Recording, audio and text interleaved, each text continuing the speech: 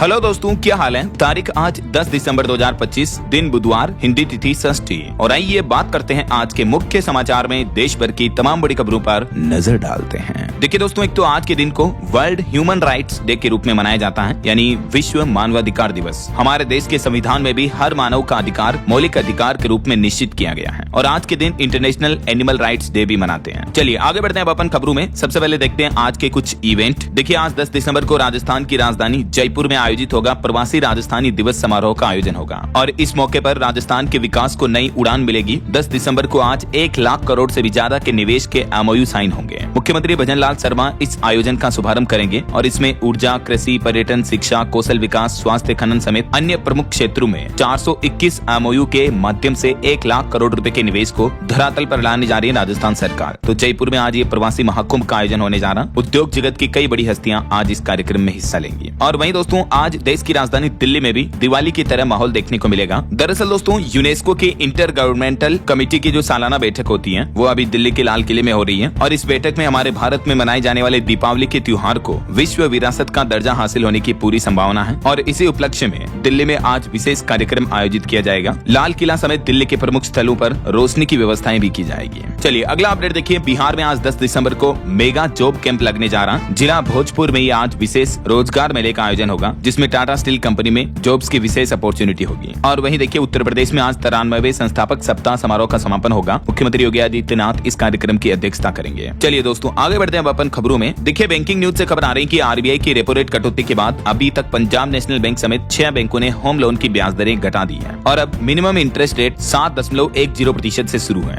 और भी आप इस टेबल में देख सकते हैं अलग अलग बैंकों की होम लोन की नई ब्याज दरें कितनी है। सबसे सस्ता होम लोन अभी बैंक ऑफ महाराष्ट्र दे रहा है 7.10 से। उसके बाद bank of Baroda, Indian bank, Punjab national bank, bank of India और HDFC बैंक की नई होम लोन की ब्याज दरें भी आप टेबल में देख सकते हैं। चलिए अगली बड़ी खबर देखिए दोस्तों। अनिल अंबानी के बाद अब उनके बेटे अनमोल अंबानी पर भी FIR दर्ज हुई। यूनियन बैंक से 228 करोड़ की धोखाधड़ी का इन पर आरोप लगा। पहली बार क्रिमिनल केस में सीधे आरोपी बने हैं। तो इस 225 करोड़ के बैंक घोटाले मामले में CBI की तरफ से बड़ी कार्रवाई की गई और RHFL और अनमोल अंबानी समेत कई लोगों पर केस दर्ज हुआ है, जिसमें मुख्य अपराधी के रूप में अनिल अंबानी के बेटे जय अनमोल पर मामला दर्ज किया गया। फेक बैंक गारंटी केस मामले में रिलायंस पावर और उसकी सहायक कंपनियों के खिलाफ भी आरोप पत्र दाखिल हुए हैं। चलिए अगली खबर देखिए दोस्तों। भारत के लिए बड़े गर्व की बात है, भारतीय मूल के नील मोहन बने टाइम के CEO ऑफ द ईयर, जो कि YouTube के CEO हैं, जिस पर आप अभी ये वीडियो देख रहे हैं। गूगल की पेरेंट कंपनी YouTube, जिसके CEO भारतीय मूल हैं, उन्हें ये इस साल का CEO ऑफ द ईयर का अवार्ड दिया गया। और वहीं खबर देखिए मुकेश अंबानी के बेटे अनंत अंबानी को भी मिला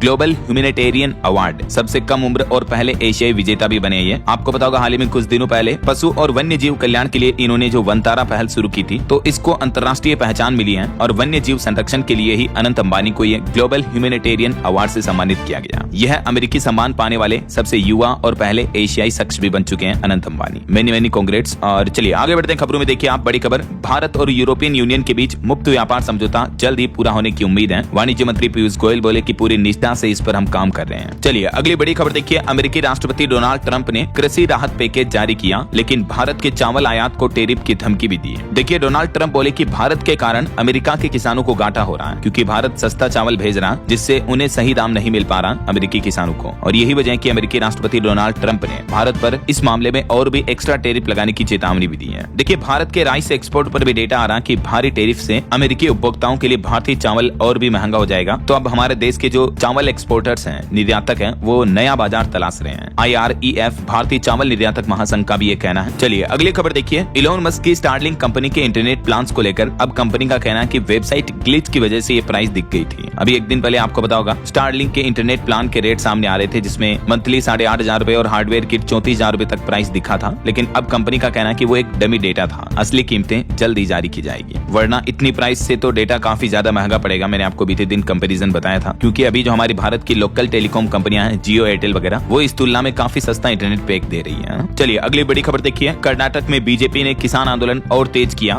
गन्ना मकई खरीद केंद्र न खोलने पर कांग्रेस सरकार को भी घेरा। जी हां, दरअसल कर्नाटक राज्य में बीजेपी ने किसानों के साथ विरोध प्रदर्शन करते हुए आरोप लगाया कि कांग्रेस सरकार किसानों की समस्याओं को अनदेखा कर रही है। राज्य सरकार पर आरोप लगाते हुए कहा कि गन्ना और मकई पर MSP घोषित करने के बावजूद खरीद केंद्र नहीं खोले गए कर्नाटक गवर्नमेंट की तरफ से, जिससे किसानों को बिचौलिया के हाथों में कम कीमत पर फसल बेचनी पड़ रही है। इधर किसानों ने भी आंदोलन को लेकर एक बड़ा ऐलान कर दिया है। 13 दिसंबर को इन रूट पर जरा सोच समझ कर निकले।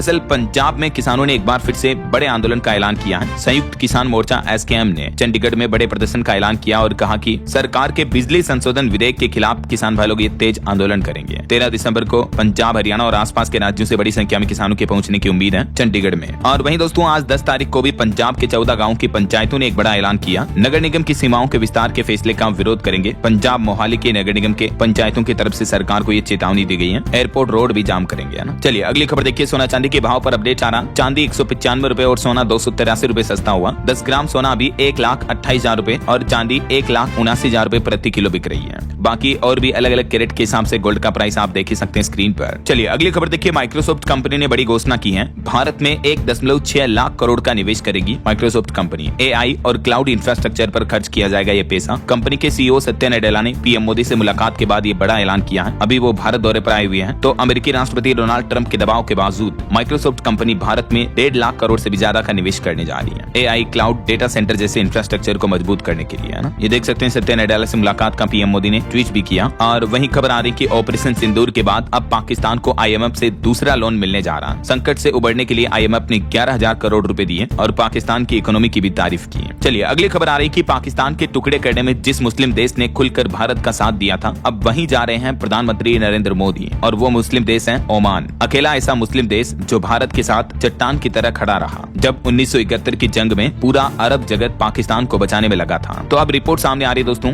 कि PM मोदी इसी महीने जॉर्डन और ओमान का दौरा कर सकते हैं। पश्चिम एशिया के लिए सरकार आगे का ये प्लान बना रही है। भारत पश्चिमी एशियाई देशों के साथ अपने आपसी रिश्ते सुधारने के लिए लगातार कोशिशों में जुटा हुआ है और इसी दरमियान PM मोदी इन देशों की यात्रा कर सकते हैं। ओमान, जिसने कभी भारतीय नौसेना को भी पोर्ट दिया था, पश्चिम एशिया में भारत का सबसे वफादार मुस्लिम दोस्त है ये ओमान, जिसने रूस की तरह पिछले 70 सालों से भारत के साथ हर समय दोस्ती निभाई है और आतंकवाद के खिलाफ मुस्लिम राष्ट्रों के बीच भारत की आवाज बना है। चलिए अगली खबर आ रही है। एक रिपोर्ट सामने आ रही है ऑटो इंडस्ट्री से। देखिए आप, इलेक्ट्रिक यात्री वाहनों की बिक्री नवंबर में 62% तक बढ़ी है। हालांकि दोपहिया वाहनों में गिरावट देखने को मिली है। और वहीं इंडिगो क्राइसिस के बीच देखिए सरकार ने बड़ा एक्शन लिया। एयरलाइन की उड़ानों में 10% तक की कटौती की जाएगी। इंडिगो के CEO बोले कि हमें माफ कर दो। फिलहाल सरकार ने इंडिगो की उड़ानों में 10% कटौती कर दी है। स्लॉट दूसरे एयरलाइंस को मिलेंगे। 10 बड़े एयरपोर्ट पर केंद्र सरकार ने IAS भी भेजे। बीते दिन भी 400 से ज्यादा फ्लाइट्स कैंसिल रही इंडिगो की, क्योंकि दोस्तों पिछले 8 दिन से देश की सबसे बड़ी एयरलाइन कंपनी इंडिगो में ये संकट भरा माहौल देखने को मिल रहा है और इस बीच अब केंद्र सरकार की तरफ से ये कुछ बड़े फैसले लिए गए हैं। दोस्तों आजकल मार्केट हर सप्ताह किसी न किसी खबर से हिल रहा है। कभी RBI की पॉलिसी, तो कभी इन्फ्लेशन का डर, कभी ग्लोबल टेंशन और अभी भी RBI ने इंटरेस्ट रेट्स को अनचेंज्ड रखा है। लेकिन इन्फ्लेशन रिस्क को लेकर साफ वार्निंग भी दी है। एक्सपर्ट्स ये मान रहे हैं कि अगर क्रूड ऑयल ऊपर गया या जियोपॉलिटिकल टेंशन बढ़ी तो इन्फ्लेशन फिर प्रेशर में आ सकती है और इसका असर साफ दिखा। मार्केट ने मिक्स्ड रिएक्शन दिखाया। बैंक निफ्टी में वोलेटिलिटी बढ़ी और IT और FMCG स्टॉक्स में अचानक शार्प स्विंग्स भी देखने को मिले हैं। रिटेल ट्रेडर्स के लिए ये फेज काफी ट्रिकी है, क्योंकि अनप्रिडिक्टेबल प्राइस एक्शन मतलब गलत एंट्रीज और एग्जिट्स का ज्यादा चांस, और ऐसे समय में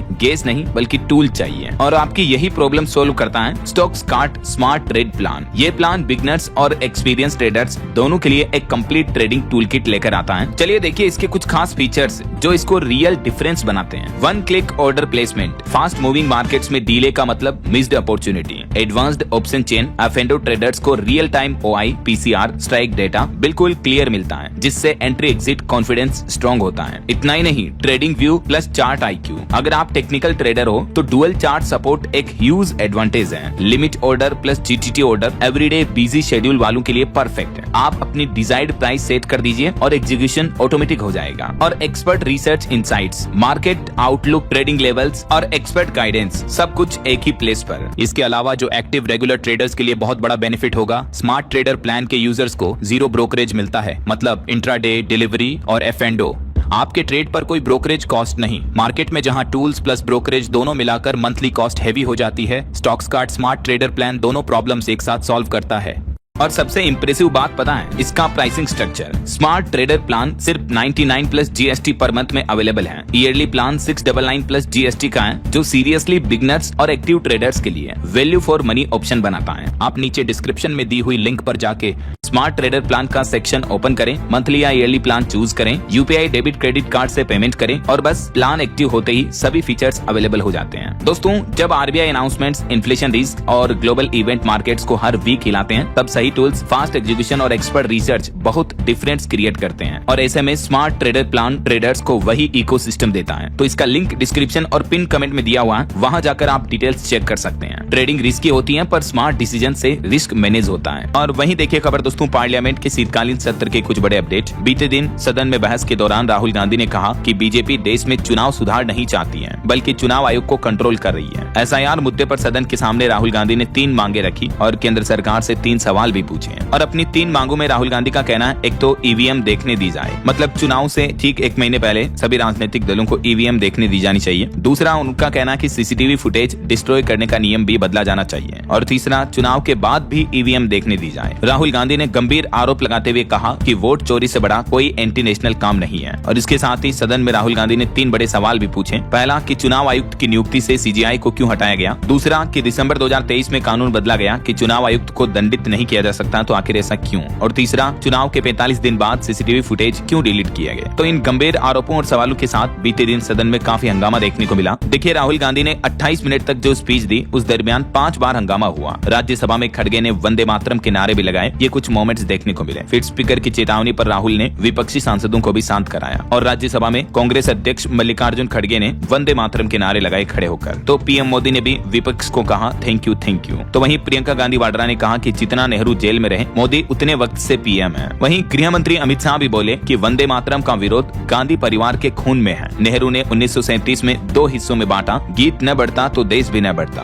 राज्यसभा में भी राष्ट्रीय गीत वंदे मातरम को लेकर भारी चर्चा देखने को मिली, बहसबाजी हुई बीते दिन भी। और दोस्तों, वंदे मातरम के मुद्दे को लेकर सदन में इस कंट्रोवर्शियल माहौल के बीच देखिए मुस्लिम जगत से एक बड़ी खबर सामने आ रही है। जमीयत उलेमा-ए हिंद के अध्यक्ष मौलाना अरशद मदनी ने कहा कि हमें मरना मंजूर है, लेकिन वंदे मातरम नहीं बोलेंगे। वो बोले कि हमें किसी दूसरे के इस राष्ट्रगीत को पढ़ने या गाने पर आपत्ति नहीं है, लेकिन मुसलमान इसे कभी स्वीकार नहीं कर सकते हैं। मौलाना मदनी बोले कि मर जाएंगे मंजूर है, लेकिन वंदे मातरम नहीं बोलेंगे। कुछ लाइनों को इस्लाम के खिलाफ बताया उन्होंने। तो देखिए राष्ट्रगीत को लेकर राजनीति के साथ ही अब धर्म नीति भी होने लगी है। इस बीच देखिए अगली बड़ी खबर, भारत में उम्र के हिसाब से जनसंख्या पर एक रिपोर्ट सामने आ रही है कि साल 2036 तक हर 7 में से एक भारतीय सीनियर सिटीजन होगा। केंद्र सरकार ने कहा कि देश की आबादी तेजी से बूढ़ी हो रही है और इससे आर्थिक निर्भरता जैसी चुनौतियां और भी बढ़ेगी। भारत जो कि युवाओं का देश कहा जाता है, लेकिन अब भारत की आबादी तेजी से बूढ़ी होने लगी है। ये आंकड़े आप देख सकते हैं। तो सरकार ने इन आंकड़ों को लेकर चिंता भी जताई है। वैसे अभी हमारे देश में अलग अलग राज्य में 60 साल से ज्यादा उम्र के 15 करोड़ बुजुर्ग हैं। 2050 में ये संख्या बढ़कर 34.5 करोड़ से भी पार हो जाएगी। राज्यों का डेटा भी आप देख सकते हैं। चलिए अगली खबर देखिए, पीएम नरेंद्र मोदी ने कहा कि लोगों से 30-40 पेज के फॉर्म न भरवाएं। उन्होंने मंत्रियों से कहा कि फालतू पेपर वर्क खत्म करें। नियम कानून कायदे जो होते हैं, ये इंसानों की जिंदगी आसान बनाने के लिए होते हैं, न कि उनके जीवन का काम बढ़ाने के लिए। पीएम मोदी ने कहा कि मैं फालतू पेपर वर्क और 30-40 पेज के फॉर्म का कल्चर खत्म करना चाहता हूँ। हमें नागरिकों के दरवाजे पर सर्विस देनी होगी, बार बार डेटा जमा करने की जरूरत को भी खत्म करना होगा। चलिए अगली बड़ी खबर देखिए, सुप्रीम कोर्ट ने एसआईआर प्रक्रिया के बीच बीएलओ की सुरक्षा पर भी ईसीआई यानी इलेक्शन कमीशन ऑफ इंडिया चुनाव आयोग को नोटिस दिया और कहा कि हालात से तुरंत निपटे, वरना अराजकता फैलेगी। जो राज्य सहयोग नहीं कर रहे हैं हमें बताएं। दरअसल आपको पता होगा बीते कुछ दिनों से जो देश भर में 12 राज्यों में एसआईआर प्रक्रिया चल रही है, इस दरमियान कई सारे बीएलओ की वर्किंग प्रेशर यानी काम के दबाव में मौत होने की खबरें भी देखने को मिली। 35 दिन में 12 राज्यों में 30 बीएलओ की मौत हो गई। अभी तक मुआवजा किसी को नहीं दिया गया। ऑन एवरेज एक बीएलओ पर 800 फॉर्म का टारगेट है। अब तक 10 बीएलओ ने तो इस तरह का कदम भी उठा लिया है। तो अब इस मुद्दे मामले को लेकर सुप्रीम कोर्ट में सुनवाई हुई। बंगाल और दूसरे राज्यों में एसआईआर में काम कर रहे बीएलओ को मिल रही धमकियों पर भी सुप्रीम कोर्ट ने चिंता जताई और सुप्रीम कोर्ट ने चुनाव आयोग के फेवर में ही ये बात कही कि अगर कहीं कोई राज्य सरकार सहयोग नहीं कर रही है या बीएलओ को धमकियां मिल रही हैं, उनको काम करने से रोका जा रहा, तो चुनाव आयोग हमें बताएं, तुरंत उचित आदेश देंगे। और एसआईआर से जुड़े कुछ और अपडेट देखिए। उत्तर प्रदेश में एसआईआर के दौरान 2 जगह गणना फॉर्म भरने वाले पकड़े गए। 48,000 से भी ज्यादा मतदाता सॉफ्टवेयर के जरिए पहचान हो पाई। और एसआईआर प्रक्रिया के दौरान यूपी में तकरीबन 2 करोड़ 85 लाख वोटर्स कम हुए हैं। निर्वाचन आयोग ने एसआईआर का अब तक का ये आंकड़ा जारी किया गया। हालांकि 1.86% डिजिटाइजेशन अभी भी बाकी है, लेकिन फिर भी देखिए लगभग 3 करोड़ वोटर कम हुए हैं, जो कि बहुत ही बड़ा आंकड़ा है ना। और चुनाव आयोग का ये भी कहना है कि विदेश में रहने वाले भारतीयों को भी अब एक स्पेशल फॉर्म भरना होगा। निर्वाचन आयोग की वेबसाइट से उसे डाउनलोड करें, तभी जाकर उनका एसआईआर अपडेशन हो पाएगा ऐसा। और एक रिपोर्ट सामने आ रही है कि यूपी में तो 97.3% गणना प्रपत्र का डिजिटाइजेशन पूरा हो चुका है और अब सत्यापन के लिए चुनाव आयोग ने राजनीतिक दलों से भी सहयोग मांगा है। मध्य प्रदेश की एक और घटना देखिए, अभी एक दिन पहले का मामला है। हार्ट अटैक से एक महिला बीएलओ की भी मौत हो गई। एमपी के सागर में उनका बेटा बोला कि रात 12-12 बजे तक काम करती थी वो एसआईआर का। अब तक मध्य प्रदेश में भी 8 लोगों की जानें जा चुकी हैं। वहीं इधर देखिए राहुल गांधी ने भी सरकार पर हमला बोला, कहा कि चुनाव आयोग के जरिए लोकतंत्र को खत्म करना चाहती है बीजेपी। और पॉलिटिक्स के कुछ और अपडेट देखिए। आम आदमी पार्टी ने दिल्ली की मुख्यमंत्री रेखा गुप्ता को बीजेपी की पप्पू कहा। हाल ही में आपको पता होगा दिल्ली के मुख्यमंत्री ने कहा था कि AQI एक टेम्परेचर है, तो इस पर केजरीवाल बोले कि ये नया विज्ञान कब आया। वहीं देखिए साउथ एक्टर विजय की रैली में एक बार फिर से ये कंट्रोवर्सी देखने को मिली। बंदूक लेकर पहुंचा एक व्यक्ति, महिलाएं बैरिकेड फांद कर अंदर घुसी। इससे पहले करूर भगदड़ मामले में आपको पता होगा 41 लोगों की मौतें हुई थी। उसके बाद इनकी ये पहली जनसभा हुई, लेकिन उसमें भी इस तरह का माहौल बिगड़ गया। चलिए बड़ी खबर आ रही है, सोनिया गांधी को दिल्ली कोर्ट ने नोटिस दिया। 1980-81 की वोटर लिस्ट में गलत तरीके से नाम जुड़वाने का आरोप लगाया इन पर। 6 जनवरी तक जवाब भी मांगा। वैसे बीते दिन सोनिया गांधी 79 साल की हो चुकी हैं। देश भर में कई कांग्रेस कार्यकर्ताओं ने उनका जन्मदिन मनाया और पीएम मोदी समेत कई कांग्रेसी नेताओं ने भी ट्विटर पर सोनिया गांधी को जन्मदिन की बधाई दी। चलिए अगली बड़ी खबर देखिए दोस्तों, गोवा में जो हाल ही में क्लब अग्निकांड का मामला देखने को मिला था, तो उस पर खबर आ रही कि क्लब के मालिक 2 पार्टनर जो थे देश छोड़कर थाईलैंड भाग चुके हैं और सरकार ने लुथरा भाइयों के खिलाफ लुकआउट नोटिस भी जारी किया। अब तक इस मामले में 5 लोग अरेस्ट हो चुके हैं। बीते रविवार की रात इस गोवा क्लब में आग लगने से 25 लोगों की मौत हुई थी और अभी उसके दोनों मालिक भारत से फरार होकर थाईलैंड भाग गए हैं। इधर गोवा क्लब अग्निकांड पर प्रशासन ने भी एक बड़ा एक्शन लिया और इस क्लब चेन के दूसरे क्लब पर बुलडोजर चला दिया। इंटरपोल से ब्लू कॉर्नर नोटिस भी जारी हुआ। थाईलैंड से उनको भारत लाने की कवायद भी की जा रही है। और वहीं दोस्तों एक और बड़ा अग्निकांड का मामला हो गया। देखिए अंतर्राष्ट्रीय न्यूज है, इंडोनेशिया में 7 मंजिला ऑफिस में आग लगी। इसमें भी 22 लोगों की मौत हो गई। निचली मंजिल पर बैटरी में ब्लास्ट हुआ, इस वजह से ये आग लगी। ऊपरी मंजिल पर कर्मचारी खाना खा रहे थे, भाग नहीं पाए वो। इंडोनेशिया की राजधानी जकार्ता में ये बीते दिन बड़े अग्निकांड की घटना देखने को मिली और इसमें अब तक 22 लोगों की मौत हो गई। चलिए अगली बड़ी चौंकाने वाली एक दुख भरी खबर देखिए दोस्तों, गुजरात में 6 साल की बच्ची से निर्भया जैसी दरिंदगी की गई। आरोपी जब उसके साथ रेप नहीं कर पाया तो गुप्तांग में रोड डाल दी। गुजरात के राजकोट जिले में अटकोट इलाके में ये निर्भया कांड जैसी घटना सामने आई है। मात्र 6 साल की बच्ची के साथ इस तरह की क्रूर हरकत की गई है। दिल दहल जाता दोस्तों ऐसी घटनाओं को देखते हैं। जब ऐसी खबरें में देखता हूँ तो ऐसे अपराधियों को तो वाकई में उबलते तेल में डाल देना चाहिए। नरक में भी जगह नहीं मिलेगी ऐसे कमीनों को। जब बच्ची खेल रही थी तब एक अज्ञात व्यक्ति उसको उठाकर ले गया और उसके साथ इस तरह की दरिंदगी की। 4 तारीख का ये मामला है। प्रशासन ने 10 टीमें बनाकर 100 संदिग्धों से पूछताछ की, तब जाकर आरोपी को पकड़ा गया। 30 साल का आरोपी निकला जिसने 6 साल के मासूम फूल की तरह खिलती बच्चे के साथ इस तरह की घटिया घिनौनी हरकत की। और अपराध की दुनिया से जुड़ी एक और खबर देखिए, हरियाणा में मात्र 5 साल की बच्ची की जान ले ली गई। 9 घंटे ढूंढती रही फरीदाबाद के 4 थानों की पुलिस, झाड़ियों में मिला बच्चे का शव और पड़ोसी ही निकला उसका कातिल भी। देखिए जरा आजकल के मासूम बच्चे भी सुरक्षित नहीं है। चलिए अगली खबर देखिए, सोनम वांगचुक की संस्था को संसदीय समिति ने रोल मॉडल बताया। कहा कि UGC HIAL को मान्यता दें, यहाँ के पढ़ाई के तरीके नई शिक्षा नीति में यूज करें। जो जम्मू लद्दाख के सामाजिक कार्यकर्ता है सोनम वांगचुक, तो उनकी संस्था को अब केंद्र सरकार ने अच्छा रोल मॉडल बताया। और वहीं खबर देखिए, पंजाब नेशनल बैंक के घोटाले में आरोपी मेहुल चोकसी की प्रत्यर्पण के खिलाफ अपील बेल्जियम सुप्रीम कोर्ट ने खारिज कर दी है। ये फैसला पंजाब नेशनल बैंक में 13,000 करोड़ रुपए के घोटाले से जुड़ा है। और बड़ी खबर देखिए, राजधानी दिल्ली में प्रदूषण पर नियंत्रण करने के लिए अब एक नया आदेश जारी हुआ। दिल्ली में खुले में कूड़ा जलाने पर 5,000 रुपए तक का जुर्माना लगेगा सीधा।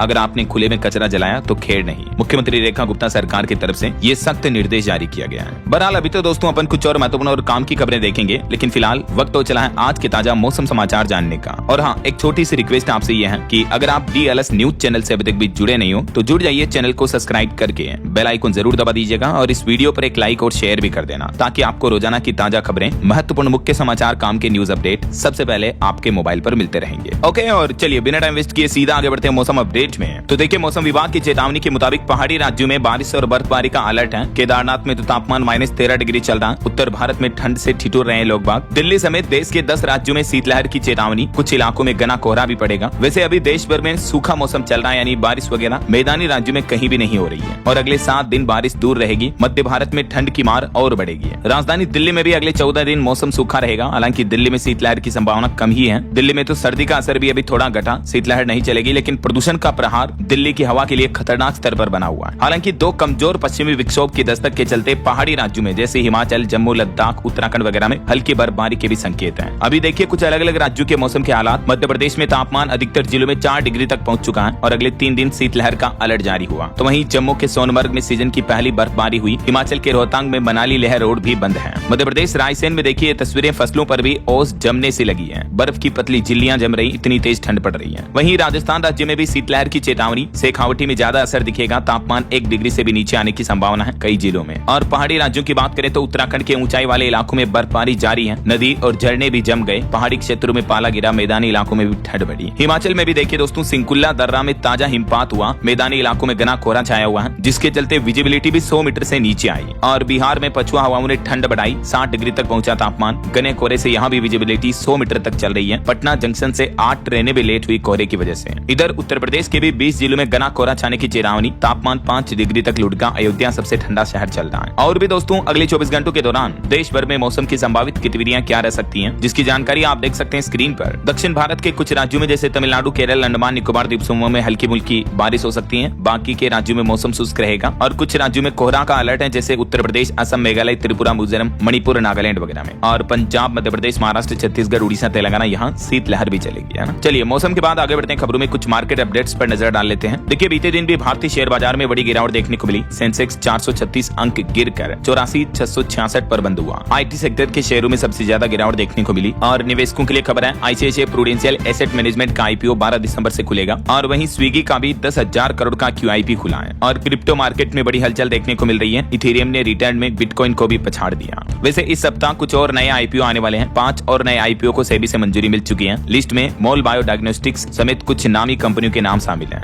देख सकते हैं आप। और वहीं खबर आ रही दोस्तों, टाटा ग्रुप से विदाई लगभग पूरी हुई। रतन टाटा के करीबी महली मिस्त्री ने अब एनसीपीए बोर्ड से भी इस्तीफा दे दिया। अब सवाल ये कि आखिर उनकी जगह कौन लेगा, क्योंकि इन्होंने ये बोर्ड से इस्तीफा दे दिया। नोएल टाटा से विवाद हुआ था पिछले महीने, इन्होंने टाटा ट्रस्ट छोड़ा था ना। चलिए मार्केट अपडेट्स के बाद आगे बढ़ते हैं खबरों में। देखिए खबर, कथावाचक निधि ने वरमाला पहनाकर दूल्हे के पैर छुए, गाजियाबाद में 7 फेरे लिए, 2.5 किलो सोना पहुंचा इनका दोस्त भी। और हरियाणा गुरुग्राम में एक युवक ने गाय को चिकन मोमोज खिलाए। ऐप पर टास्क पूरा न होने पर प्लेट सामने की, हिंदू संगठनों ने पकड़कर पिटाई भी कर दी। ये इसका वीडियो भी वायरल हो रहा, देख सकते हैं आप। और वहीं खबर आ रही है, देश की पहली स्लीपर वंदे भारत ट्रेन बिहार से चलने जा रही है। पटना से दिल्ली 8 घंटे में पहुंच पाएंगे। अंदर आपको लग्जरी होटल जैसी फीलिंग आएगी। 160 किलोमीटर प्रति घंटा की रफ्तार से ये दौड़ेगी और इसी महीने दिसंबर में इस ट्रेन की शुरुआत होने की संभावना है। और वहीं देखिए बड़ी खबर, दिल्ली में पूर्व सीजीआई पर जूता फेंककर हमला करने वाले आरोपी वकील राकेश किशोर पर कोर्ट परिसर में चप्पल से हमला कर दिया। कई लोगों ने धार्मिक नारे भी लगाए, क्योंकि इन्होंने मुख्य न्यायाधीश चीफ जस्टिस पर जूता फेंका था, तो लोगों ने इन पर भी गुस्सा उतार दिया। वहीं खबर आ रही, गुलाम राज मूवी बनाने वाले विक्रम भट्ट 7 दिन की रिमांड पर भेजे गए। 30 करोड़ की धोखाधड़ी मामले में मुंबई से पत्नी के साथ इनको गिरफ्तार किया गया। और देखिए खबर, मध्य प्रदेश में मंत्री बागरी का भाई गांजा तस्करी में गिरफ्तार हुआ। 5 दिन पहले इनका बहनोई भी पकड़ा गया था। अब सतना पुलिस ने इनको जेल भेजा। मंत्री बोली कि जबरदस्ती की बात क्यों कर रहे हैं। मध्य प्रदेश सरकार में राज्य मंत्री प्रतिमा बागरी के भाई अनिल बागरी को सतना पुलिस ने ये नशा तस्करी, गांजा तस्करी के आरोप में गिरफ्तार कर लिया। देखिए आप बड़े बड़े मंत्रियों के परिवार वाले किस तरह की हरकतें कर रहे हैं। वहीं खबर है, दिल्ली जल बोर्ड के 17.5 करोड़ रुपए के मनी लॉन्ड्रिंग केस में ईडी ने सत्येंद्र जैन समेत 14 लोगों के खिलाफ चार्जशीट भी दाखिल की है। चलिए अगली बड़ी खबर देखिए दोस्तों, दिल्ली, पंजाब समेत कई राज्यों से सीधे जुड़ेगा बिहार राज्य। 1675 नए रूटों पर चलेगी बसें। एक बस में 2 ड्राइवर होंगे। बिहार सरकार परिवहन व्यवस्था को मजबूत करने के लिए ये नया प्लान कर रही है और इससे बिहार राज्य से अन्य राज्य में आने जाने वाले लोगों को राहत मिलेगी। इसके अलावा भी बीते दिन मुख्यमंत्री नीतीश कुमार की कैबिनेट बैठक हुई, जिसमें 19 मुख्य प्रस्तावों पर मुहर लगी। राज्य कर्मियों का डीए यानी महंगाई भत्ता भी 5% बढ़ाने का फैसला किया है। तो सरकारी कर्मचारियों को भी नीतीश सरकार ने अपने नए कार्यकाल में यह बड़ा तोहफा दिया है। इसके अलावा बिहार में 2 खास जिले भी बनाए गए। गया जी और मुंगेर नागरिक सुरक्षा जिला घोषित किया गया। वहीं कुछ विभागों और निदेशालयों के नाम भी बदले हैं नीतीश सरकार ने। ये देख सकते हैं आप, इन डिपार्टमेंट्स के पुराने नाम क्या थे और अब नए नाम क्या होंगे। और वहीं बिहार में अवैध खनन के खिलाफ बिहार योद्धा पुरस्कार का भी ऐलान किया है सरकार ने। अब अवैध खनन यानी बजरी वगैरह की जो ट्रैक्टर के जरिए तस्करी होती है, उसको पकड़वाने वाले को 5,000 रूपए मिलेंगे। जो ट्रक तस्करी पकड़वाएगा उसको 10,000 रूपए दिए जाएंगे। बिहार के उप मुख्यमंत्री विजय कुमार सिन्हा की तरफ से खुद ये बड़ा ऐलान किया गया है। और वहीं दोस्तों बिहार में अपराध करने वाले अपराधियों पर भी अब लगाम लगेगी। हाईवे पर लगाए जाएंगे हाईटेक सीसीटीवी कैमरे, जो अंधेरे में भी क्लियर फोटो कैप्चर कर पाएंगे।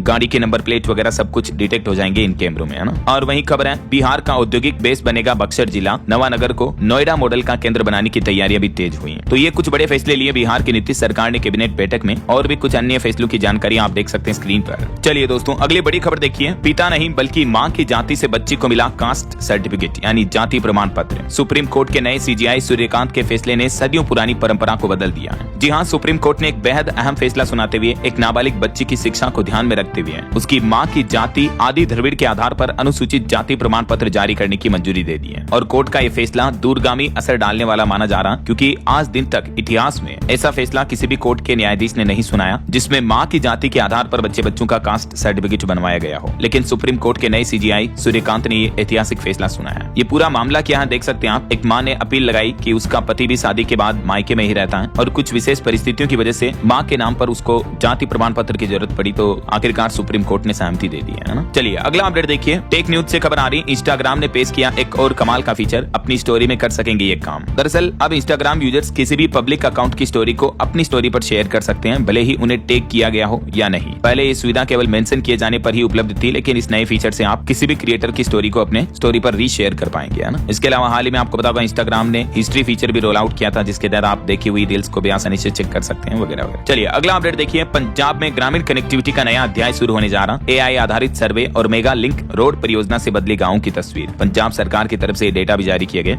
और वहीं खबर देखिए, केंद्र सरकार ने लोकसभा में आंकड़े जारी करते हुए बताया कि नक्सलवाद खात्मे के दौरान अब तक पिछले 10 सालों में 1734 आम लोगों की मौत हुई, 598 सुरक्षा बल शहीद हुए, जबकि 16,000 से भी ज्यादा नक्सली गिरफ्तार किए गए। 2014 से लेकर 2025 तक का ये डेटा जारी किया। और वहीं सरकार ने आंकड़ों में बताया कि पीएम मोदी के सत्ता संभालने के बाद अब तक ईडी ने लगभग 6,500 केस दर्ज किए, जिसमें केवल 56 मामलों में सजा हुई। और एक बड़ी चौंकाने वाली खबर देखिए दोस्तों, आधार कार्ड को लेकर अंतर्राष्ट्रीय स्टेज पर लोगों के लिए चेतावनी जारी की गई कि दुनिया आधार मॉडल के प्रचार में न फंसे। 200 नागरिकों, 50 से ज्यादा संगठनों ने ये चेतावनी जारी की। आज मानवाधिकार दिवस है और इससे ठीक पूर्व संध्या पर देश के 50 से भी ज्यादा संगठनों और लगभग 200 प्रमुख पत्रकारों, जिसमें वकील, अर्थशास्त्री वगैरह शामिल हैं, इन सभी ने एक संयुक्त बयान जारी किया और दुनिया को आधार मॉडल से सावधान रहने की अपील की गई है। और इस अपील में कहा गया कि भारत का बायोमेट्रिक आइडेंटिफिकेशन सिस्टम एक असफल और खतरनाक मॉडल है, जिसे अन्य देशों को अपनाने के लिए प्रोत्साहित नहीं किया जाना चाहिए। कहीं न कहीं ये सरकार के लिए भी एक बड़ी चुनौती वाली बात है, क्योंकि इस अपील में साफ साफ कहा गया कि भारत का जो आधार कार्ड बायोमेट्रिक सिस्टम है वो एक फेल सिस्टम है। ये लोगों की प्राइवेसी पर खरा नहीं उतरता है। और इस अपील के पीछे कुछ तर्क भी दिए गए, जिनकी जानकारी आप देख सकते हैं। चलिए अगली खबर देखिए, चुनाव लड़ने की न्यूनतम आयु को 25 साल से घटाकर 18 या 21 साल की जाए। एकनाथ शिंदे के बेटे और लोकसभा सांसद श्रीकांत शिंदे ने संसद के शीतकालीन सत्र में सरकार से यह मांग की है। और वहीं खबर देखिए, झारखंड राज्य को जल्द ही मिलेगा पहला गिद्ध संरक्षण एवं प्रजनन केंद्र। 2013 में तैयार हुआ था इसका इंफ्रास्ट्रक्चर, जो कि जल्दी कंप्लीट होने जा रहा। और खबर आ रही दोस्तों, हिमाचल प्रदेश में पुलिस कर्मी अब सोशल मीडिया पर वर्दी पहनकर रील, वीडियो, फोटो पोस्ट नहीं कर पाएंगे। प्रशासन की तरफ से सख्त रोक लगाने का निर्देश दिया है। वहीं खबर देखिए, बॉलीवुड एक्टर सलमान खान की कंपनी 10,000 करोड़ रुपए की मेगा टाउनशिप योजना बनाएगी, जहां होगा गोल्फ कोर्स और मॉडर्न फिल्म स्टूडियो भी। तेलंगाना सरकार के साथ एक MOU साइन किया है Salman Khan ventures private limited SKV ने। और ये प्रोजेक्ट हैदराबाद में 500 एकड़ जमीन पर बनाया जाएगा। चलिए आगे बढ़ते खबरों में दोस्तों, देखिए कुछ इंटरनेशनल न्यूज अपडेट्स। पाकिस्तान के आसिम मुनीर ने भारत को धमकी दी और कहा कि भारत गलत फहमी में न रहे। अब अगर हमला हुआ तो पाकिस्तान भी कड़ा जवाब देगा, किसी को परखने की अनुमति नहीं है। वहीं इजराइल ने गाजा का नया नक्शा बनाया, 50% जमीन कब्जाई अपने हिस्से में दिखाई। सेना प्रमुख बोले कि ट्रंप ने सीज फायर में जो येलो लाइन बनाया वही नया बॉर्डर है, उससे पीछे हम नहीं हटेंगे। और खबर आ रही कि यूक्रेन के पास अब अमेरिकी हथियार खरीदने के पैसे भी नहीं है। 6,840 करोड़ कम पड़े। जेलेंस्की आज अमेरिका को नया शांति प्लान भी पेश करेंगे। और वहीं देखिए, लंदन में पाकिस्तान के गृह मंत्री मोहसिन नकवी की कार को पुलिस ने रोका। विस्फोटक और ड्रग्स होने के शक में तलाशी भी ली। ये है पाकिस्तान की असली हैसियत और भारत को धमकियां दे रहा, जरा देखिए आप। और चीन की सत्ता में भी हड़कंप समझ गया। भ्रष्टाचार मामले में चाइना के खेल मंत्री को मौत की सजा सुनाई गई। एक खास समय पर दी जाएगी फांसी।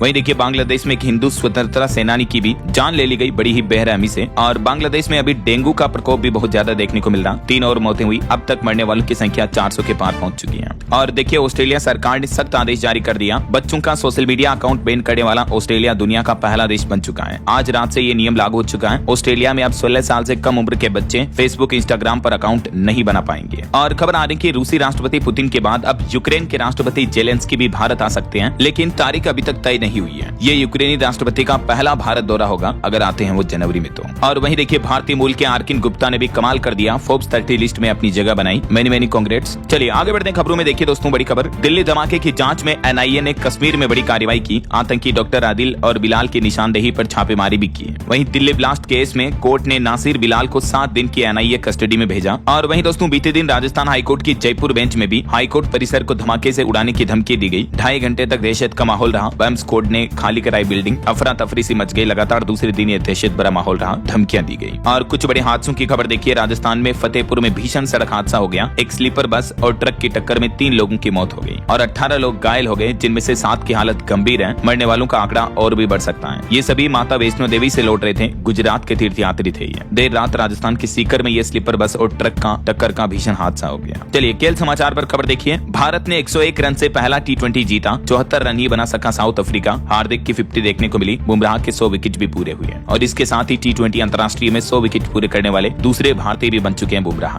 अर्शदीप की बराबरी की इन्होंने। चलिए आगे बढ़ते खबरों में देखिए आप बड़ी खबर, झारखंड हाईकोर्ट ने कैलाश कोठी तोड़ने पर रोक लगाई। दस्तावेज सत्यापित करने का निर्देश दिया। और एक अच्छी खबर देखिए, आप भारत में बनेगा C-130J सुपर हरक्यूलिस। ये वो विमान है जो टूटी सड़कों पर भी लैंड कर सकता है। C-17 से भी पावरफुल और एडवांस। और खबर देखिए, मध्य प्रदेश में 5 औद्योगिक इकाइयों के निवेश प्रकरण को मोहन यादव सरकार ने मंजूरी दी। और बीते दिन लाडली बहना योजना के तहत मध्य प्रदेश के मुख्यमंत्री डॉक्टर मोहन यादव ने 1.25 करोड़ महिलाओं के लाडली बहनों के खातों में धनराशि भेजी। ये 31वीं किस्त भेजी गई है। महिलाओं के खाते में 1500 रुपए ट्रांसफर किए गए। और देखिए चंद्रयान 3 ने एक और बड़ी सफलता हासिल की। चांद के साउथ पोल पर खोज निकाली बिजली। वैज्ञानिक भी दंग रह गए। दरअसल चंद्रयान 3 को प्लाज्मा मिला है चांद के साउथ पोल पर, जो कि बिजली जनरेट कर सकता है। विज्ञान की भाषा में कहें तो ये अपने आप में एक चार्ज्ड पार्टिकल्स होता है। और खबर है मद्रास हाईकोर्ट के जज को हटाने की कवायद तेज हुई। डीएमके की अगुवाई में विपक्ष ने लोकसभा स्पीकर को सौंपा नोटिस। भारतीय रिजर्व बैंक आरबीआई गवर्नर ने देश भर के सभी बैंकों को नसीहत दी और कहा कि जो रेपो रेट में कटौती की उसका फायदा ग्राहकों तक तुरंत पहुंचाया जाए। ब्याज कटौती का लाभ और डिजिटल फ्रॉड पर भी सतर्कता बढ़ाएं, क्योंकि आए दिन हमारे देश में कई बड़े साइबर ठगी के मामले देखने को मिलते रहते हैं। देखिए आप एक और बड़ा खुलासा सामने आ रहा। देश भर में करीब 100 करोड़ की ठगी हुई। हरियाणा गुरुग्राम में 37 साइबर ठगों के नेटवर्क का भंडाफोड़ हुआ है, जिनके खिलाफ 10,500 से भी ज्यादा शिकायतें मिली थी और इन आरोपियों ने करीब 100 करोड़ रुपए की ठगी की थी कई लोगों को साइबर फ्रॉड में फंसाकर। देखिए जनाब। और खबर आ रही है भारत बांग्लादेश के बीच मछुआरों की अदला बदली पूरी हुई। 47 भारतीय मछुआरे भी स्वदेश लौटे वापस। और वहीं किसान भाई लोगों के लिए एक राहत भरी खबर देखिए। हिमाचल प्रदेश में बुआई कटाई के लिए दरें तय हुई। अब मनमानी वसूली पर लगाम लगेगी। निर्धारित दरें क्या है प्रति घंटा के हिसाब से, जिसकी जानकारी भी आप देख सकते हैं। चलिए अगली बड़ी खबर देखिए कि क्या फ्रॉड में गया पैसा अब मिल जाएगा वापस। साइबर ठगों पर लगाम लगाने के लिए भारतीय रिजर्व बैंक आरबीआई एक बड़ी प्लानिंग कर रहा है। रिजर्व बैंक एक नए सुरक्षा मॉडल पर काम कर रहा है, जिसमें ग्राहक की सहमति के बिना ट्रांसफर किया गया पैसा अगले 24 घंटे तक सिस्टम में फ्रीज रहेगा। इस बदलाव से फ्रॉड में गया पैसा तुरंत अपराधियों तक नहीं पहुंच पाएगा और बैंकिंग सिस्टम के जरिए उसकी रिकवरी बेहद आसान हो जाएगी, है ना। और वही खबर देखिए छत्तीसगढ़ के अंबिकापुर में डिप्टी सीएम अरुण साव ने दी करोड़ों की सौगात। 82 करोड़ से भी ज्यादा के विकास कार्यों का लोकार्पण और भूमि पूजन किया। झारखंड राज्य में पहली बार बनेगी bone marrow transplant unit. Jharkhand के स्वास्थ्य मंत्री इरफान अंसारी की तरफ से घोषणा की गई। रांची में बनाई जाएगी ये 7 करोड़ की लागत से। और वहीं खबर देखिए नेशनल स्ट्रीट फूड फेस्टिवल का आयोजन होगा 12 दिसंबर से। 500 व्यंजनों का स्वाद मिलेगा। पड़ोसी देश भी इसमें शामिल होंगे। ये देश का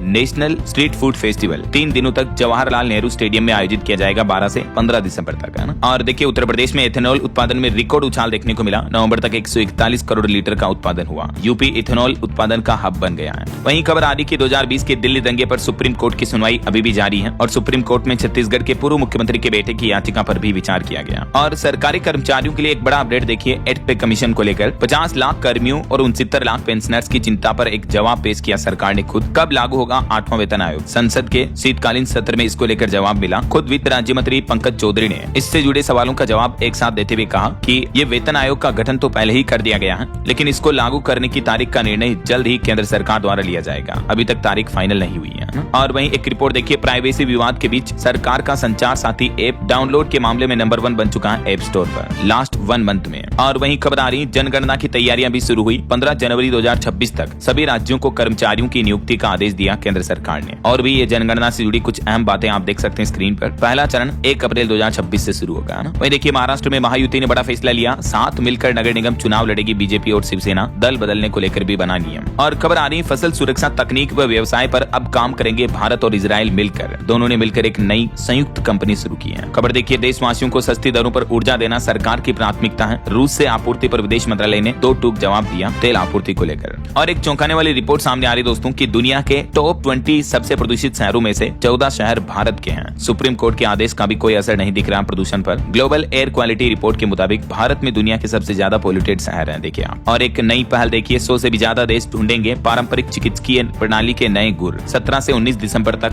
WHO का दूसरा वैश्विक शिखर सम्मेलन आयोजित होने जा रहा दिल्ली के भारत मंडपम में। और सुप्रीम कोर्ट में एक फैसले को लेकर खबर देखिए निजी परिसर में कथित जाति सूचक टिप्पणी को अदालत ने नहीं माना सार्वजनिक स्थान और SC/ST एक्ट के आरोप को रद्द कर दिया, क्योंकि SC/ST का एक्ट कहता है कि अगर किसी सार्वजनिक स्थान पर किसी को गलत जाति सूचक शब्द कहे हैं तो ही उन पर SC/ST का मुकदमा लग सकता है, बाकी नहीं माना जाएगा ऐसा। और खबर देखिए खालिस्तानी आतंकी नेटवर्क पर यूके ने बड़ी कार्रवाई की। भारत ने भी सराहना की, कहा कि ऐसे लोग पूरी दुनिया के लिए खतरा हैं। और प्रधानमंत्री नरेंद्र मोदी ने भारत में यूनेस्को समिति के 20वें सत्र की मेजबानी को बड़ी उपलब्धि बताया। इसकी प्रमुख बैठकें 8 से 13 दिसंबर तक लाल किले में आयोजित हो रही है। वहीं उत्तर प्रदेश विधानमंडल का शीतकालीन सत्र 19 तारीख से शुरू होगा और इसमें अनुपूरक बजट भी पेश कर सकती है यूपी की योगी सरकार। यूपी से जुड़े कुछ और बड़े अपडेट देखिए दोस्तों। देखिए बच्चों के कफ सिरप मामले पर खबर आ रही कि SIT सुपर स्टॉकिस्ट के ठिकानों से शुरू करेगी छानबीन। राज्य स्तरीय SIT जल्द ही गठित होगी नशीले सिरप पर कार्रवाई करने के लिए। कफ सिरप मामले में अब उत्तर प्रदेश में SIT जांच करेगी और यूपी में निरस्त होंगे 280 से भी ज्यादा दवा कारोबारियों के लाइसेंस भी। इसकी प्रक्रिया ऑलरेडी शुरू हो चुकी है। और इसी पहल में देखिए बड़ी कार्रवाई करते हुए नशीले कप सिरप की 30,000 शीशियां जब्त हुई। ई रिक्शा चार्जिंग सेंटर में छापा मारकर SIT ने कार्रवाई की उत्तर प्रदेश के वाराणसी में। और वहीं खबर देखिए उत्तर प्रदेश प्रदेश में भूमि, मकान, दुकान खरीदना अब महंगा होगा। नई सर्कल रेट लागू करने की तैयारी में है फिरोजाबाद प्रशासन। यूपी के किसानों की भी आय बढ़ाएगा मखाना उत्पादन। खुद उद्यान राज्य मंत्री ने विकास योजनाएं शुरू होने की जानकारी भी दी। वहीं यूपी की योगी सरकार का सामाजिक सुरक्षा मॉडल भी एक मिसाल बना। अंत्योदय से सर्वोदय की भावना के साथ योजनाओं को विस्तार दिया जा रहा। और उत्तर प्रदेश में अब अवैध गतिविधियों पर भी लगाम लगेगी। घुसपैठियों के खात्मे को लेकर योगी सरकार ने सर्जिकल स्ट्राइक प्लान भी तैयार किया। और यूपी सरकार ने आंकड़े भी जारी किए। उत्तर प्रदेश में 18,000 स्टार्टअप, 1 लाख रोजगार सृजित हुए हैं। 6800 से ज्यादा कंपनियों में एक महिला निदेशक भी शामिल है। चलिए बड़ी खबर देखिए, दिल्ली सरकार ने प्रदूषण पर लगाम लगाने के लिए डस्ट पोर्टल 2.0 और ग्रीन दिल्ली ऐप शुरुआत की है, जिसके जरिए दिल्ली प्रदूषण नियंत्रण मजबूत होगा। पर्यावरण मंत्री ने इसकी समीक्षा भी की। सरकार के इन कामों से नियमों की डिजिटल जांच हो सकेगी, है ना। चलिए खबर आ रही है उत्तराखंड में अगले सत्र से 1000 मेधावी जाएंगे भारत दर्शन शैक्षिक भ्रमण पर। शिक्षा मंत्री धन सिंह ने खुद ये घोषणा की है। और रेलवे की एक नई पहल देखिए, उधमपुर नई दिल्ली के बीच 3 दिन दौड़ेगी विशेष Vande Bharat train. Indigo flight संकट के चलते 12 से 14 दिसंबर तक इनका संचालन होगा। उद्योग मालिकों के लिए भी खुशखबरी आई है। हरियाणा सरकार ने रात में चलने वाले उद्योगों को राहत दी। अब ऐसे उद्योगों को सस्ती बिजली मिलेगी। 3 रुपए प्रति यूनिट तक की छूट दी जाएगी, जो कि 31 मार्च 2026 तक मिलती रहेगी। और वहीं खबर देखिए, बॉलीवुड की मशहूर एक्ट्रेस रेखा को सऊदी अरब से रेड सी इंटरनेशनल फिल्म फेस्टिवल अवार्ड मिला। सिनेमा में योगदान के लिए एक्ट्रेस को यह सम्मानित किया गया। चलिए मोबाइल फोन लॉन्चिंग को लेकर कुछ अपडेट देखिए दोस्तों। ITEL A90 स्मार्टफोन का लिमिटेड एडिशन भारत में लॉन्च हुआ। इसकी कीमत 7,299। और वहीं पोको C85 5G स्मार्टफोन भी भारत में लॉन्च हुआ। इसकी कीमत 12,499 से शुरू है। और OnePlus 15R स्मार्टफोन भी 7,400 mAh बैटरी के साथ आएगा। 17 दिसंबर को बेंगलुरु में एक इवेंट में कंपनी इसे लॉन्च करेगी। इसके साथ कुछ और डिवाइस भी लॉन्च किए जाएंगे। और ऑटो इंडस्ट्री से खबर आ रही दोस्तों, टाटा हैरियर और सफारी का पेट्रोल वर्जन भी लॉन्च हुआ। और हार्ले डेविशन X440T भी लॉन्च हुई। वहीं Apple company Apple fitness product को भी भारत में 15 दिसंबर से लॉन्च करने जा रही है, जो कि यूजर्स को वर्कआउट, ट्रैकिंग और फिट रहने में मदद करेगा। चलिए बड़ी खबर देखिए, हरियाणा में पुलिस भर्ती का एक नियम बदल गया। NCC सर्टिफिकेट पर मिलेंगे अब अतिरिक्त नंबर। कितने मार्क्स एक्स्ट्रा मिलेंगे, जिसकी डिटेल भी आप देख सकते हैं। और खबर देखिए दोस्तों, यूपी आगरा में पशुपालकों के लिए खुशखबरी। जन औषधि के जैसे ही जिले में खुलेंगे 15 पशु औषधि केंद्र भी है। और इसके लिए ऑनलाइन आवेदन भी मांगे गए हैं। इस ऑनलाइन पोर्टल के जरिए आवेदन किए जा सकते हैं। बड़ी खबर देखिए, साइबर गैंग से जरा सावधान रहें। 3 लोगों से 1 करोड़ 18 लाख रुपए की ठगी की गई। और एक पीड़ित ने तो खेत ऑनलाइन गेम में गंवाए 60 लाख रुपए। उत्तर प्रदेश के एटा का यह मामला है। और ऐसे साइबर ठगों बदमाशों से सावधान रहें आप। मैं आपको आए दिन बताता रहता हूँ। चलिए खबर देखिए, हिमाचल प्रदेश में आपदा में बचाव के साथ अब उपचार भी देंगे SDRF के जवान। हर रेस्क्यू टीम के साथ होगा एक कर्मी। ये विशेष प्रशिक्षण भी दिया जाना जवानों को। वहीं हिमाचल प्रदेश में HRTC कर्मचारियों ने वेतन व भत्तों के लिए प्रदर्शन किया। बसें खड़ी करने की चेतावनी भी दी नगर निगम को सीधी। और हरियाणा राज्य में अवैध खनन रोकने के लिए सरकार ने एक बड़ा फैसला लिया। खनन विभाग में 250 से ज्यादा पद बढ़ाए जाएंगे। वहीं देखिए, उत्तर प्रदेश में किसान क्रेडिट कार्ड के बकायेदारों के लिए ऋण अदायगी का बेहतर मौका है। 40% तक की छूट दी जा रही है। अभी यूपी की योगी सरकार की तरफ से जैसे बिजली बिल राहत योजना है ना, वैसे ही बैंकों ने वन टाइम सेटलमेंट स्कीम भी शुरू की है। तो इसका भी लाभ ले सकते हैं किसान भाई लोग। और उत्तर प्रदेश में पंचायत चुनाव की प्रक्रिया भी शुरू हुई। पंचायती राज निदेशक ने मांगा प्रधानों के कार्यकाल समाप्ति का ब्यौरा भी। जल्द ही तारीखों का ऐलान भी कर दिया जाएगा। और यूपी नोएडा में 3 नए मेट्रो कॉरिडोर को NMRC की हरी झंडी मिली। सेक्टर 51 से नॉलेज पार्क 5 तक होगा सबसे लंबा रूट। वहीं देखिए, PM कुसुम योजना में सोलर पंप बुकिंग की आखिरी तारीख 15 दिसंबर तय की गई है। तो किसान भाई लोग जल्दी आवेदन कर दें। इस ऑनलाइन पोर्टल के माध्यम से आवेदन किए जा सकते हैं, ठीक है ना। चलिए अगली खबर देखिए दोस्तों, वियतनाम की कंपनी भी तेलंगाना में बसाने जा रही अपनी अलग से दुनिया। वियतनाम की दिग्गज कंपनी विन ग्रुप ने भारत में एक बड़ा निवेश करने का ऐलान किया। तेलंगाना में $3 अरब का निवेश कर एक स्मार्ट सिटी और थीम पार्क बनाएगी। और यूपी नोएडा में भी एप्पल कंपनी का पहला स्टोर खुल चुका है। देश में अब तक एप्पल ने कुल 5 बड़ी दुकानें खोली है। वहीं खबर है दोस्तों, इस बार बजट अगर 1 फरवरी को पेश हुआ, क्योंकि 1 तारीख को रविवार मिल रहा है, तो ऐसे में NSE भी रविवार को खोलेगा मार्केट। इसलिए एक्सचेंज अन्य विकल्पों पर विचार कर रहा है। और बिहार के लिए बड़े गर्व की बात देखिए, बिहार की बेटी का ग्लोबल डंका तुषा तान्या को 80 लाख का पैकेज मिला। US कंपनी की पहली महिला टेक हेड बनी है। इस कंपनी की सहरसा जिले की रहने वाली है। और एक श्रद्धांजलि, गोरा बादल कविता के रचनाकार पंडित नरेंद्र मिश्र का निधन हो गया। वंदे मातरम की भी आखिरी 4 पंक्तियां इन्होंने लिखी थी। चलिए आगे बढ़ते हैं, कुछ स्टेट न्यूज अपडेट देख लेते हैं फटाफट से। देखिए, राजस्थान के मुख्यमंत्री भजनलाल शर्मा ने बड़ी सौगात दी। नौनेरा, वृहद एवं परवन अकावत पेयजल परियोजनाओं को मंजूरी मिली, जिससे लाखों लोगों तक पहुंचेगा शुद्ध पेयजल। और वहीं देखिए, राजस्थान के बाड़मेर में 200 ट्रैक्टर के साथ कलेक्ट्रेट को घेरने निकले किसान। बोले कि आज हम प्रशासन को झुकाएंगे। 4 घंटे तक वार्तालाप चली। उसके बाद किसानों और प्रशासन के बीच सहमति बनी। और एक अनोखी खबर देखिए दोस्तों, मध्य प्रदेश के पन्ना जिले का ये मामला है। रातों रात 2 दोस्त बने लखपति। 50 लाख का हीरा मिला। पन्ना में 20 दिन पहले खदान बादान लगाई थी। बोले कि इन पैसों से बहनों की शादी कराएंगे। ये दोनों दोस्त हैं जिन्हें 15 कैरेट जेम्स क्वालिटी का हीरा मिला है। और वहीं खबर देखिए, छत्तीसगढ़ में केंद्रीय मूल्यांकन बोर्ड की नई दरें लागू हुई। कांकेर और प्रदेश में पारदर्शी प्रणाली से नागरिकों के भ्रम दूर होंगे। यूपी लखनऊ में अंतर्देशीय जल मार्ग प्राधिकरण की पहली बैठक हुई। परिवहन मंत्री बोले अंतर्देशीय जल परिवहन प्रदेश के लिए नया अवसर होगा। और वहीं देखिए दोस्तों, उत्तर प्रदेश होमगार्ड भर्ती के लिए भी अब तक 7 लाख से भी ज्यादा उम्मीदवारों ने रजिस्ट्रेशन कर दिया है। 17 दिसंबर तक कर सकेंगे अप्लाई। चलिए कुछ और एजुकेशनल अपडेट्स देख लेते हैं फटाफट से। देखिए, बिहार में 27,000 टीचरों की होगी भर्ती। अगले महीने जारी होगा नोटिफिकेशन भी। और वहीं रिपोर्ट सामने आ रही दोस्तों की नीट और जेईई एग्जाम दोबारा पेन पेपर मोड में हो सकते हैं। पार्लियामेंट्री कमेटी ने एनटीए को ये सुझाव भी दिया। और खबर आ रही बॉम्बे हाईकोर्ट में 2381 पदों पर भर्ती का नोटिफिकेशन जारी हुआ। 10वीं पास से लेकर ग्रेजुएट्स तक मौका है। अलग अलग वैकेंसी है। इसकी लास्ट डेट रहेगी 5 जनवरी 2026 और 15 तारीख से इसमें आवेदन शुरू होंगे, है ना। और वहीं यूपी में समूह ग की भर्ती पर भी अपडेट आ रहा। प्रारंभिक अहर्ता परीक्षा का परिणाम जारी हो चुका है। 3 साल तक के लिए वैध होगा परिणाम। और उत्तर प्रदेश में 30,000 शिक्षा मित्रों को अपने घर जाने का मौका मिलेगा। शासन ने मूल विद्यालय वापसी का भी आदेश जारी किया। ओके, और चलिए अंत में आज के राशिफल पर नजर डाल लेते हैं। देखिए दोस्तों, सिंह राशि वालों की इनकम बढ़ेगी। तुला राशि वालों को भी रुका पैसा मिलेगा। मकर राशि के लोगों को प्रमोशन भी मिल सकता है। और भी कुछ अलग अलग राशियों का राशिफल आप देख सकते हैं स्क्रीन पर। और हाँ दोस्तों, आप मुझे कमेंट करके बताइए कि हाल ही में किस देश के विदेशी नेता ने भारत का दौरा किया था। कमेंट करके बताइए। सही जवाब देने वाले लोगों को रैंडमली सेलेक्ट होने पर डीएलएस न्यूज टीम की तरफ से शानदार सरप्राइज गिफ्ट जीतने का मौका मिलेगा। और इसी के साथ ही अगर आपको वीडियो अच्छा लगा तो इसे लाइक करना, शेयर भी करना। डीएलएस न्यूज चैनल को सब्सक्राइब करके बेल आइकन जरूर दबा देना। रोजाना ऐसी इन्फॉर्मेटिव जानकारियां, महत्वपूर्ण समाचार देखते रहने के लिए। ओके, ख्याल रखिएगा अपने आप का, अपने परिवार का। मिलेंगे अगले नेक्स्ट अपडेट में। तब तक के लिए जय हिंद, जय भारत, वंदे मातरम।